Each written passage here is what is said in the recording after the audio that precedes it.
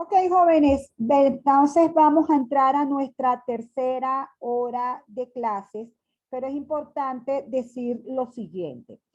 El parcial es el jueves que viene y en el parcial vamos a ver hasta lo visto en estas 2 horas de clase. Es decir, vamos a ver toda la unidad número 1, vamos a evaluar, perdón, toda la unidad número 1. De la unidad número 2 vamos a evaluar el desarrollo que hicimos hasta el ingreso nacional disponible, ¿ok? No vamos a evaluar la renta personal.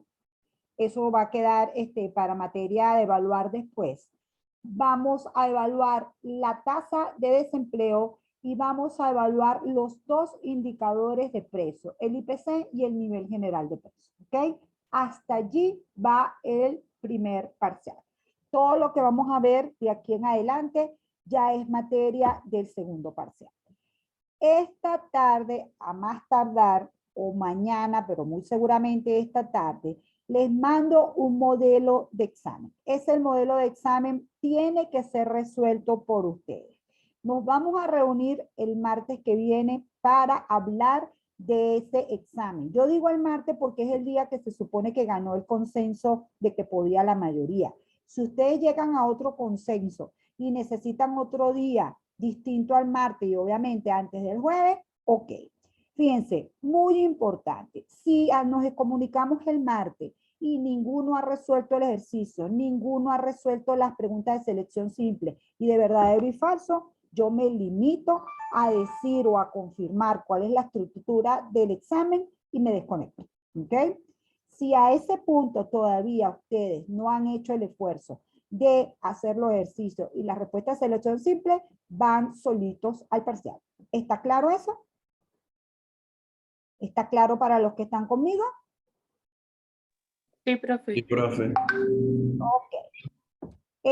Todo, por supuesto, todo lo que me quieran preguntar el jueves, el viernes, el sábado, el domingo, el lunes y el martes, me lo pueden preguntar el miércoles.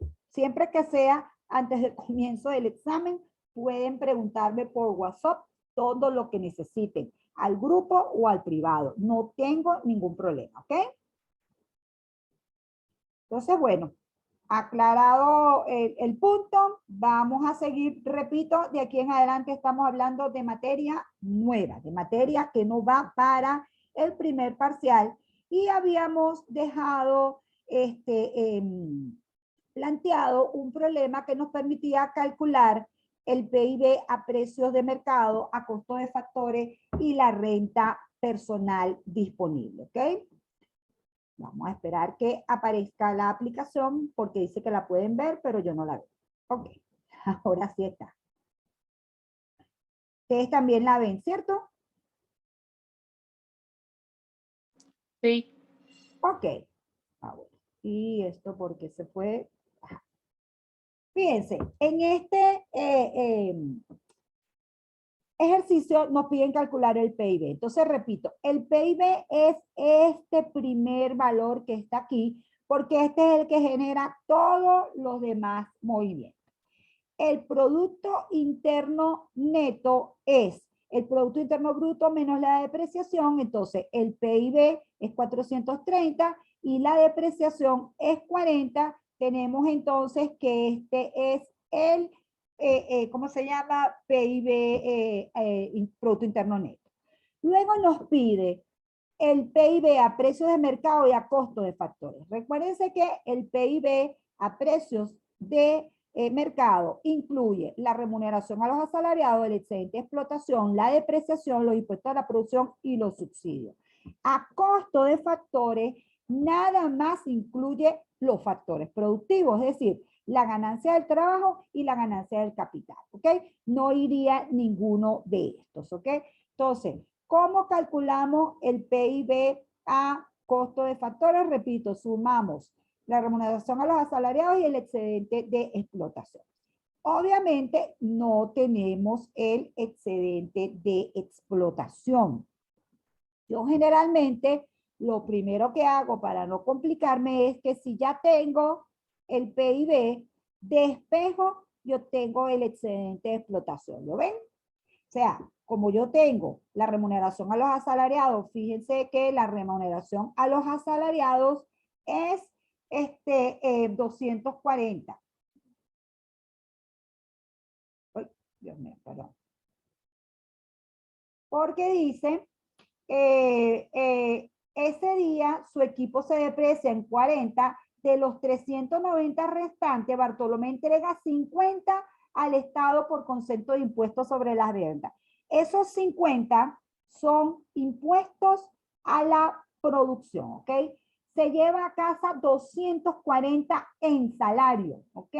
Y se queda con 100 en su negocio para comprar más equipo en el futuro. De manera que entonces el salario, repito, son 240. Entonces, ¿qué tengo que hacer aquí? Al PIB de 430 le quito la remuneración a los asalariados, le quito la depreciación, acuérdense que la depreciación es 40, y le quito los impuestos a la producción y me da la ganancia del capital. ¿Estamos bien hasta allí?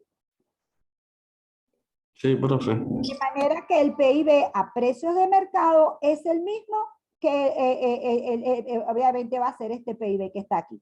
¿Cómo consigo el de costo de factores? Ya, un segundito. ¿Cómo consigo el de costo de factores? Sumo la remuneración del trabajo y la remuneración del capital, y aquí está a precio de factores. ¿Alguien me quiere preguntar algo? Sí, profe, ¿por qué los impuestos de producción son 40 ahí?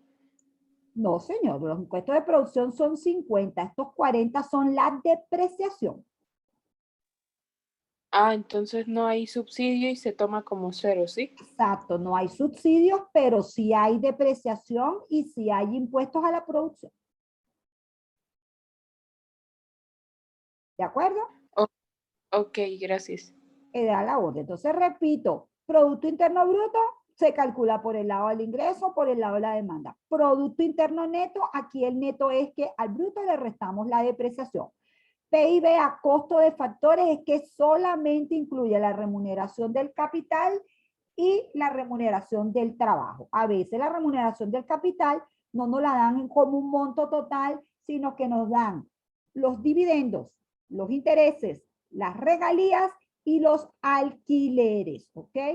Perfecto. Ahora queremos pasar a ese Producto Interno Neto. Este Producto Interno Neto que está aquí es lo que llamamos renta nacional, ¿ok? Y queremos pasar a la renta personal.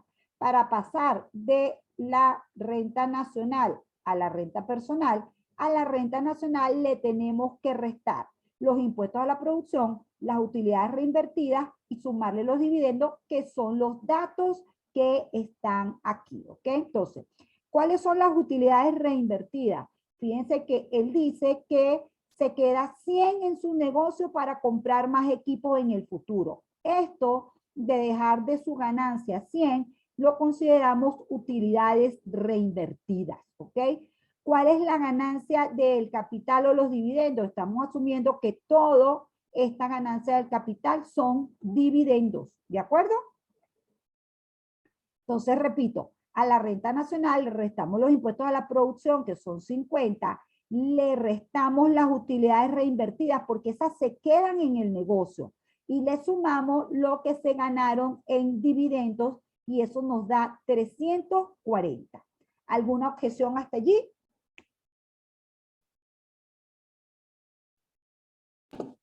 No, profe. ¿Ok? Luego, para que sea la renta personal disponible, repito, a la renta personal le restamos los impuestos sobre la renta, y este finalmente es el monto que una parte la vamos a generar en consumo y otra en ahorro. Si se fijan en las cuentas nacionales, nosotros llegamos hasta el ingreso nacional disponible, hasta aquí, y obviamente allí pareciera que necesitamos, que es un mejor cálculo la renta personal. Pero yo me imagino que por un tema estadístico no hacemos el cálculo de la renta personal, porque les expliqué desde el principio que la ganancia del capital, o sea, saber de verdad el monto total de los dividendos, el monto total de los intereses, de los alquileres, es muy, pero muy cuesta arriba, ¿ok? Entonces, bueno, a riesgo de no ser tan preciso con el tema de el ingreso, cuánto va el consumo y cuánto va el ahorro, a lo más que nosotros llegamos desde el punto de vista de las cuentas nacionales es a la renta nacional. ¿Está claro? Una pregunta. Dígame. ¿El PIB a costo de factores y la renta personal siempre van a coincidir o es una casualidad en este ejercicio? Yo lo vería como una casualidad. Ok. ¿Ok?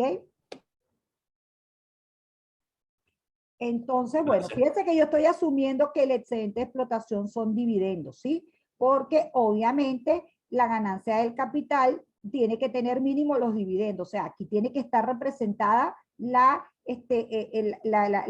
que tiene que ver, porque acuérdense cómo es la fórmula, volvamos a la fórmula, esta es la fórmula.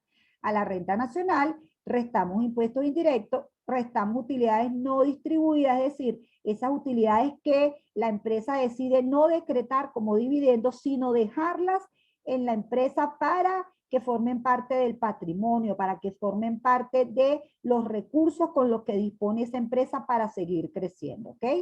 Restamos las cotizaciones a la seguridad social, restamos los intereses pagados. Tenemos que sumar dividendos, transferencias del Estado e intereses recibidos. Si nos dijeran que hubo intereses recibidos, si nos dijeran que hubo transferencias del Estado, se los hubiésemos tenido que sumar para que nos diera la renta personal. Y obviamente para que sea disponible, le restamos el impuesto sobre la renta. ¿Ok? Repito, es una fórmula. Una fórmula donde lo que hacemos es hacer realmente un balance de ingresos y gastos de las personas, de los individuos. Profe, Dígame. ¿los dividendos siempre van a ser el excedente de explotación o solamente cuando no haya otro dato que diga dividendos? Repito, siempre va a ser el dato que diga dividendos. El excedente de explotación incluye la ganancia del capital físico y del capital financiero. De manera que el excedente de explotación incluye los siguientes 4 conceptos: alquileres, regalía, dividendo e intereses, obviamente intereses ganados. ¿Ok? Es un concepto mucho más amplio. Ok. ¿De acuerdo? Fíjense, inclusive, aquí que me preguntabas el de si costo de factores y renta personal es una coincidencia. Claro que es una coincidencia, porque, por ejemplo, si aquí tuviéramos transferencias que el gobierno dio a la familia, eso aumentara la renta personal. ¿De acuerdo? Acuérdense que el gobierno modifica el ingreso porque, por un lado, quita a través de los impuestos y por el otro lado, da a través de las transferencias. Y todo lo que se busca con la renta personal es tener una mejor aproximación de cuánto de el ingreso va al consumo y cuánto va al ahorro. ¿Ok? Entonces, bueno, todo esto que tienen aquí es porque ya pasamos de las cuentas nacionales al modelo que está detrás del flujo circular de la renta. Eso no lo vamos a ver todavía. ¿Ok? Simplemente vamos a continuar esta hora viendo el crecimiento económico. ¿Ok? A ver aquí. Del crecimiento económico, ¿de qué nos interesa hablar? Del crecimiento económico de corto plazo, que siempre va a estar referido al PIB real y a los ciclos económicos, y del crecimiento económico de largo plazo, que va a estar asociado al PIB potencial. Obviamente tenemos teorías que nos tratan de explicar por qué existen los ciclos económicos, es decir, porque el PIB real fluctúa de una forma recurrente en el tiempo, y también vamos a tener teorías que nos permiten explicar cómo es eso de que la población ha sido capaz de vencer la ley de los rendimientos decrecientes y ha sido capaz de incrementar la producción de bienes y servicios a pesar de que tenemos un único lugar para convivir todos, que es el planeta Tierra. ¿Ok? Entonces, bueno, vamos a hablar un poco de eso. Repito, no va para el examen. No, por ejemplo, es decir, nosotros estamos hablando de crecimiento económico desde que empezamos, ¿ok? Así que, ¿cómo se calcula el crecimiento económico? Va para el examen. Nosotros hablamos que es crecimiento económico de corto plazo y que es crecimiento de largo plazo y que es la productividad, ¿ok? Ojo que de eso lo conversamos en la unidad número 1. Aquí lo que vamos, obviamente, a entender mucho más esas cosas. Entonces, recuerden, crecimiento económico de corto plazo es la producción o PIB real, ¿ok? En este periodo el capital es fijo y el factor trabajo e insumo es variable. Les he dicho que son los movimientos a lo largo de la curva de función de producción, ¿ok? ¿Cómo se calcula el crecimiento económico de corto plazo?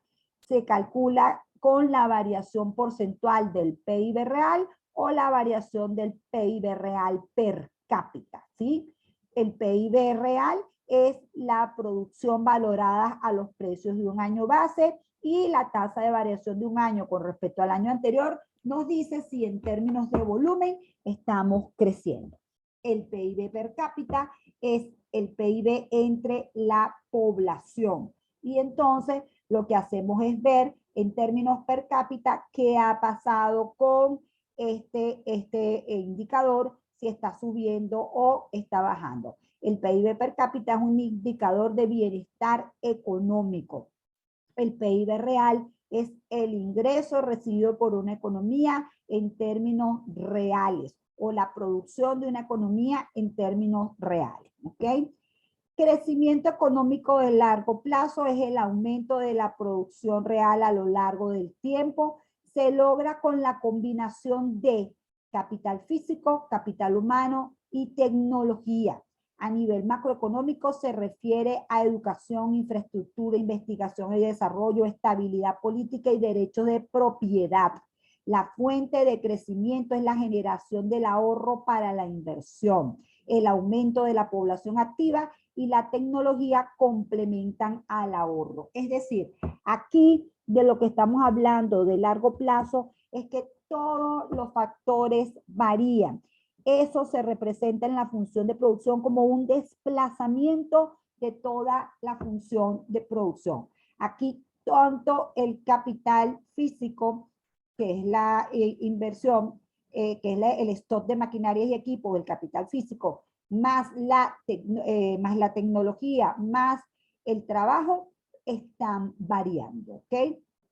¿Cómo se calcula el crecimiento económico de largo plazo? Pues se ve la evolución del PIB real y del PIB real per cápita a lo largo del tiempo, ¿sí? La forma de verlo es hoy, en el año 2021, cómo estamos en relación a cómo estábamos hace 10 años, hace 20 años, hace 30 años, hace 50 años. Si esa evolución ha sido de crecimiento, ha habido una tendencia creciente, lo que significa es que aunque la economía ha pasado por fluctuaciones en el corto plazo, hemos sido capaces de tener una senda sostenible a lo largo del tiempo, ¿ok? Eso hace, jóvenes, que existan dos tipos de PIB. Un PIB de corto plazo, que es el PIB real del que venimos hablando hasta ahorita, y un PIB que lo vamos a conocer es a partir de ahora, que es el PIB potencial, ¿ok? El PIB que no tiene que ver con lo que pase con la demanda, el PIB que no tiene nada que ver que pase con los tiempos, con los precios. Es ese PIB que genuinamente se puede producir utilizando el capital, el trabajo y la tecnología en un momento determinado, ¿ok? Entonces, esa es una nueva información. Tenemos un PIB de corto plazo, tenemos un PIB de largo plazo. La productividad, que es la productividad, el volumen de producción por trabajo, es decir, la producción de bienes y servicios por trabajador. Y este es un elemento importantísimo, por eso lo pongo en negritas. Este es el elemento clave del crecimiento. Solo se logra crecimiento económico de largo plazo si la productividad se incrementa de forma constante. Es decir, siempre que estemos generando más volumen de bienes y servicios por trabajador, ¿cómo calculamos la productividad? Va a ser el PIB entre los ocupados, ¿ok? Entre la fuerza laboral ocupada. Siempre que ese coeficiente esté creciendo o, por ejemplo, crezca tasas de 1,5, 2, 3%, eso nos va a garantizar un crecimiento a largo plazo. ¿De acuerdo?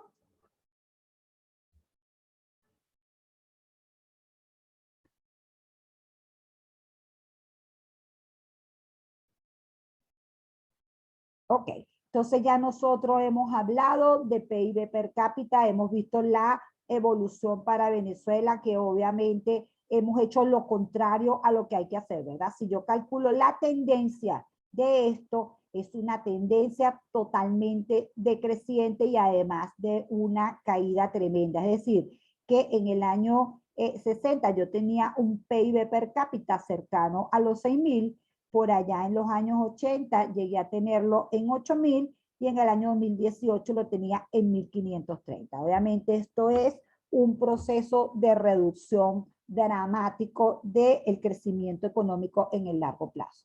¿Qué ha pasado por décadas? Bueno, por décadas tuve unas muy buenas décadas de crecimiento que fueron la del 60 y la del 70, un estancamiento en los 80, esa se llamó la década perdida para América Latina porque hubo una crisis de deuda, todos los países estaban sobreendeudados y eso, el tener que pagar altos servicios de intereses y capital de deuda hizo que se estancara la economía.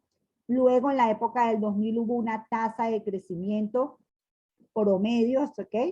Y en el 2000-2009 una tasa de crecimiento mayor. Es decir, nosotros tuvimos unos mejores niveles y aquí lo ven en la recuperación del PIB per cápita, ¿ok? Obviamente lo que ocurrió a partir del 2010 es una desastrosa situación donde los errores que se cometieron a partir del año 99, por eso mencionaba antes la parte macroeconómica, el mal manejo macroeconómico, los problemas de inseguridad jurídica para producir, los problemas de no tener inversiones en desarrollo y en tecnología, en educación, todo eso hizo que nos viniéramos a pique. ¿Okay? Este es un cuadro que fue hecho por la doctora Adriana Reaza, ella probablemente le va a dar clases a los que estén estudiando economía, da cuenta de cómo estaba Venezuela, perdón, con respecto a otros países en su PIB per cápita en el año 60 y cómo está en el 2004. Obviamente esto lo que ha hecho es empeorar. Pero fíjense que ya en el 2004 el PIB de Venezuela, construidos todos con la misma metodología, ya era menor que el del año 60, mientras que muchos otros países habían tenido un crecimiento acumulado bien interesante. Fíjense, por ejemplo, el caso de Chile había pasado de 1842, un PIB muy por debajo del nuestro, a uno de 5.448. Acuérdense que al esto ser promedio, pues depende también de la población. Estados Unidos pasó de 14.134 a 36.790. Esto es una metodología de dólares estadounidenses constantes del año 2000, ¿ok? Por eso es que puede ser diferente a los niveles que hayamos estado viendo por allí en otros lugares. Francia logró pasar de 7.000 a 23.000. México de 2.000 a 5.000. Fíjense que en líneas generales América Latina los crecimientos fueron bien pobres, en cambio en Europa y en países asiáticos pues la cosa fue mucho mejor, ¿ok? Existe una regla que se llama la regla del 70.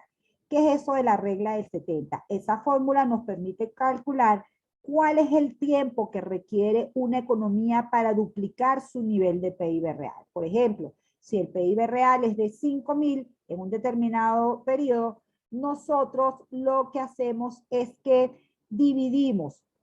Por ejemplo, supóngase que la economía está creciendo a tasas de, no sé, el 5, el 6%, nosotros dividimos 70 entre esa tasa de 2, 3, 5% y nos va a dar el número de años que significa para pasar de un PIB de 5.000 a un PIB de 10.000, ¿ok?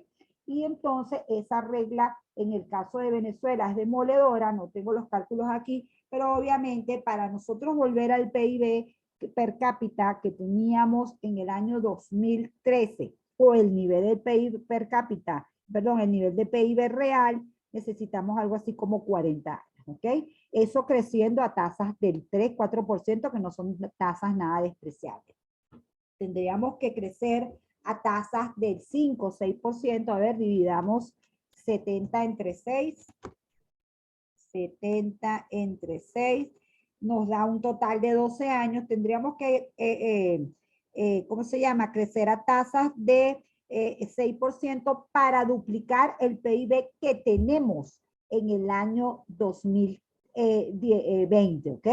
Quiere decir que para recuperar el nivel que teníamos, estamos hablando de mucho más tiempo, ¿de acuerdo? Sí me estoy explicando, repito, simplemente se divide el PIB, repito, permite calcular el tiempo requerido para duplicar el PIB real. Si estamos hablando del PIB real del año 2020, que es decir, estábamos creciendo a tasas de, fíjense que estas tasas son negativas, obviamente esto no sirve para tasas negativas, esto se asume que es para crecimiento positivo. El caso es que uno parte del nivel que tiene en el momento y con una tasa de porcentual estimada, ve cuánto tiempo necesita para duplicar ese PIB. El PIB de nosotros ahorita es el 20% de lo que era en el año 2013, entonces bueno, nada más recuperar el terreno perdido nos va a llevar unos cuantos años, ¿ok? Por eso es que cuando ocurren cosas como esta, esto simplemente son catástrofes que generan una pérdida de calidad de vida. ¿Alguien tiene alguna pregunta hasta allí?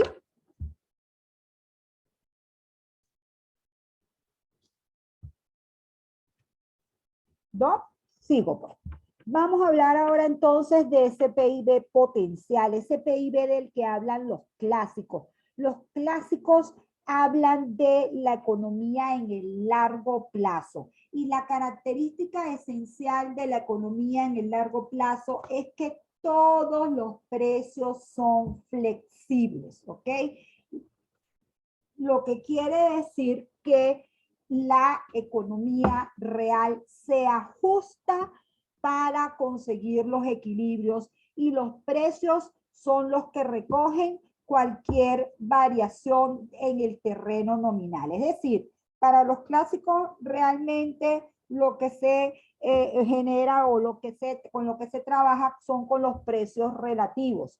Pero como existe el dinero, pues existen unos precios nominales y esos precios nominales lo que van a hacer es variar para que se mantengan los equilibrios, ¿de acuerdo? Entonces, en ese sentido, el PIB potencial representa el nivel de PIB real, sigue siendo un PIB real, pero este es el nivel de PIB real que producirá una economía si todos los precios, incluidos los salarios, son flexibles.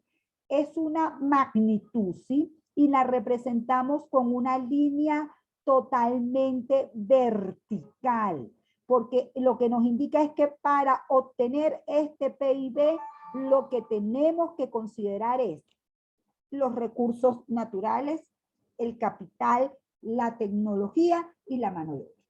Allí el empresario está simplemente en su función de producción y está estableciendo que, ¿cómo se llama? Que la combinación de cada factor, capital y trabajo le va a dar una determinada ganancia y él va a llegar hasta el punto en el cual la última unidad producida genere una igualdad entre la productividad marginal y el salario real.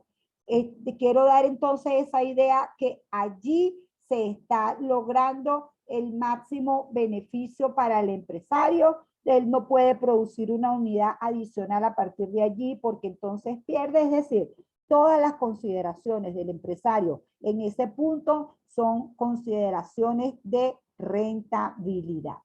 Si se quiere aumentar el PIB potencial, pues entonces hay que aumentar los factores productivos, entre ellos el capital, de manera que la única forma de poder aumentar el nivel de PIB real cuando todos los precios son flexibles pasa por que haya una inversión y el stock de capital aumente.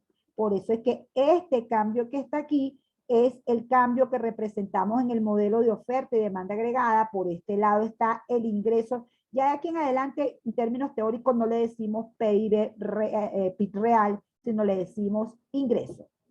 ¿Por qué? Porque ya a partir de este modelo hacemos una serie de supuestos que nos permiten dejar esto como el ingreso de la economía. Y obviamente aquí va a quedar el nivel general de precios. Por supuesto, a esta gráfica le falta la demanda para poder definir cuál es el punto o el nivel general de precio de la economía y cuál es la producción. Pero ahorita simplemente estamos señalando que esta es la fórmula del PIB potencial, que es una magnitud, un nivel de PIB real con una característica particular y es que todos los precios son flexibles. Poco a poco iremos entendiendo el impacto que esto genera. Básicamente, jóvenes, de lo que se trata es que en el largo plazo no hay una relación entre el nivel de producción y el nivel general de precios. ¿Por qué no hay esa relación, jóvenes? Porque como todos los precios son flexibles, puede haber un aumento del precio del bien, pero también va a ocurrir en el mercado de trabajo un aumento del precio de los factores productivos, de manera tal que no hay un margen de ganancia para el empresario, no hay incentivos por el lado de los precios para que el empresario produzca. Lo que hay es un innovador combinando capital y tecnología para lograr una mayor producción. Es lo que hacen las empresas generalmente, o sea, las empresas generalmente están todo el tiempo buscando crecer, que su negocio crezca, que sean capaces de incorporar más clientes. Para incorporar más clientes tienen que producir más bienes y servicios, ¿sí? Es esa dinámica que, repito, no tiene que ver con las coyunturas de lo que esté ocurriendo en el mercado, sino que tiene que ver con ese deseo de producir bienes y servicios.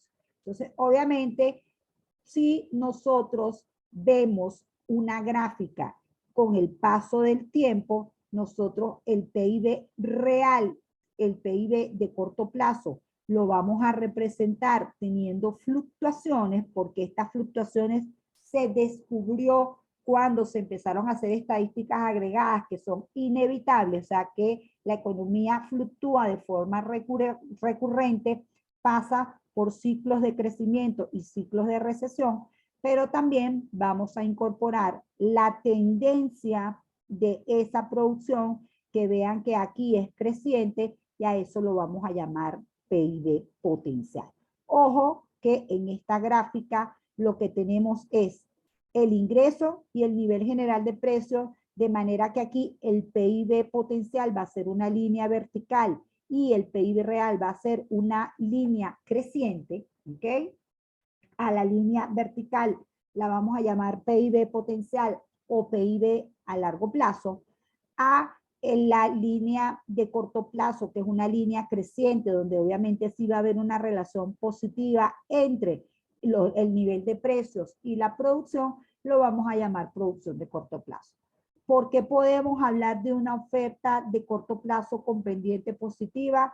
Jóvenes, porque en el corto plazo sí hay rigideces de los precios, sobre todo en el mercado de trabajo. El mercado de trabajo es uno de los que se ajusta menos rápido a las variaciones de los precios.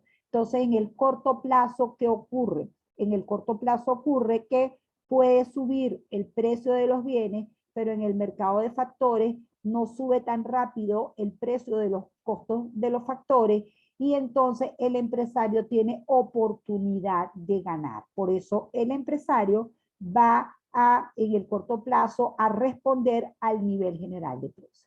Repito, eso llega a un momento en que los precios de los salarios también crecen en una dinámica igual que el resto de los bienes y entonces ya no hay ninguna relación entre el nivel de producción y el nivel de precio y eso lo representamos con esta línea vertical. En esta gráfica lo que estamos viendo es la variable tiempo y los dos PIB, el PIB real y el PIB potencial. Por eso es que en esta gráfica vamos a representar el PIB potencial como una línea creciente. Si ven, es la tendencia que lleve el PIB real, ¿ok? Y en el corto plazo vamos a representar el PIB real como estas sucesiones de crecimientos y de recesiones, ¿ok?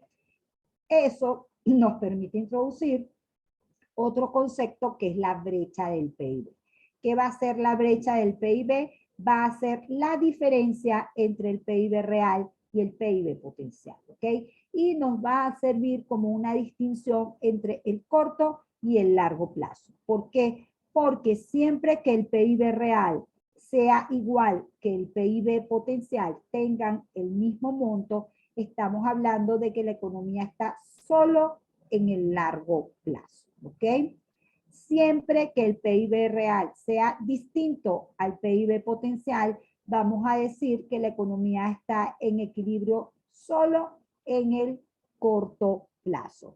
De manera tal que vamos a tener episodios donde el PIB real está por encima del PIB potencial, es decir, la brecha es negativa, y vamos a tener episodios donde el PIB potencial va a estar por encima del PIB real, la brecha es positiva, es decir, siempre que estemos por debajo del PIB potencial estamos en recesión, siempre que estemos por encima del PIB real, la economía está pasando por presiones inflacionarias. Repito, de aquí en adelante, jóvenes, lo que viene es trabajar muchísimo con la teoría, queda de lado la parte estadística y lo que vamos es a los principios, a las teorías, a las leyes que han permitido generar ese sistema de cuentas nacionales, que han permitido generar esas conductas de los consumidores y de los productores y obviamente en líneas generales cómo funciona el circuito económico. ¿Ok? Entonces, ¿tienen alguna pregunta?